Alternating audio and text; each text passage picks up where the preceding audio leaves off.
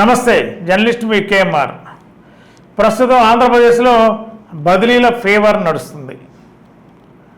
TDP కూటమి అధికారంలోకి వచ్చిన తర్వాత ఐఏఎస్లు ఐపీఎస్ల బదిలీలకి ప్రభుత్వం శ్రీకారం చుట్టింది. ఇప్పటికే ఐఏఎస్ల బదిలీలు దాదాపుగా కొన్ని 18 నుండి 20 వరకు పూర్తి చేశారు. కొన్ని జిల్లాల కలెక్టర్లు మార్చారు, స్టేట్లోని ఐఏఎస్ ఆఫీసర్ని కొంతమందిని మార్చారు, ఇంకా బదిలీలు చేయబోతున్నారు. ఐపీఎస్ల బదిలీలు కూడా త్వరలో జరగబోతుంది. అంతేకాకుండా ఆయా శాఖల్లో రాష్ట్ర స్థాయిలో ఉన్నత స్థాయిలో ఉన్న అధికారులందరూ కూడా మరి ఇప్పటికే గత ప్రభుత్వంతో దగ్గరగా ఉండి కావాల్సిన పోస్టింగ్లు వేసుకున్న అధికారులకు కూడా ఈసారి స్థానచలనం తప్పదు అంటున్నారు. మరి వీళ్ళంతా కూడా ఇప్పటికే కొంతమంది సెలవులు వెళ్తున్నారు. మరి కొంతమంది అధికారులు తమకు అనుకూలంగా ఉన్న రాజకీయ నాయకుల దగ్గరికి వెళ్ళి తమదైన శైలిలో ప్రయత్నాలు మొదలుపెట్టారు. కానీ ప్రభుత్వంలో చంద్రబాబు నాయుడు గారు అదేవిధంగా నారా లోకేష్ గారు చెప్పారు, ప్రభుత్వంలో రాకముందే చెప్పారు, రెడ్ బుక్ రెడీగా ఉంది, ఈ రెడ్ బుక్లో పేర్లన్నీ నమోదు చేస్తున్నాం, అధికారులు ఎవరెవరు ఇష్టారాజ్యంగా పనిచేశారు, గత ప్రభుత్వంతో ఏ విధంగా టీడీపీని అణగదొక్కే ప్రయత్నం చేశారు పోలీసు కానీ రాష్ట్రాలు ఉన్న వివిధ శాఖల అధికారులు కానీ. కాబట్టి చట్టానికి వ్యతిరేకంగా చట్టాలు అమలు చేయాల్సిన అధికారులు చట్టాలని వారి ఇష్టం వచ్చినట్టు వ్యవహరిస్తున్న తీరుని టీడీపీ గమనిస్తుంది.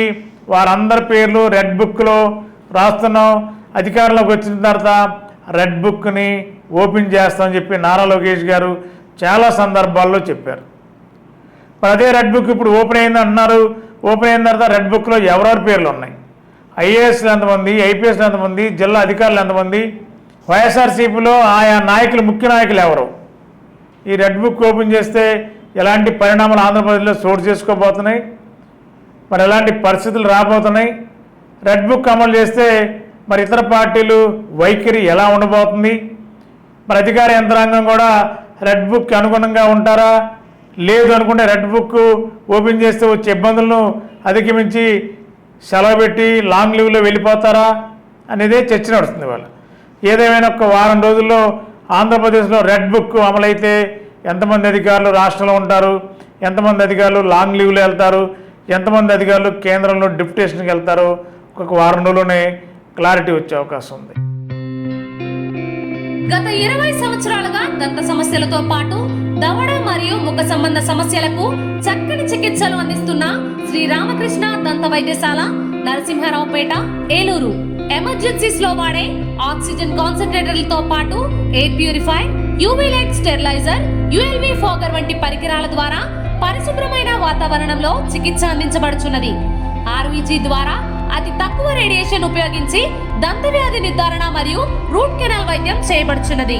డెంటల్ లేజర్ ద్వారా కుట్లు లేకుండా సర్జరీలు, ఇంప్లాంట్స్ కిట్స్ ద్వారా పళ్ళు లేని వారికి ఫిక్స్డ్ దంతాలు, రూట్ కెనాల్ చికిత్సలకు ఎండో మోటార్ వంటి ఆధునిక పరికరాలు కలిగిన నమ్మకమైన డెంటల్ క్లినిక్. అత్యంత ప్రామాణికమైన ఆటోక్లావింగ్ పద్ధతిలో శుభ్రపరిచిన ఇన్స్ట్రుమెంట్స్ వాడడం మా ప్రత్యేకత.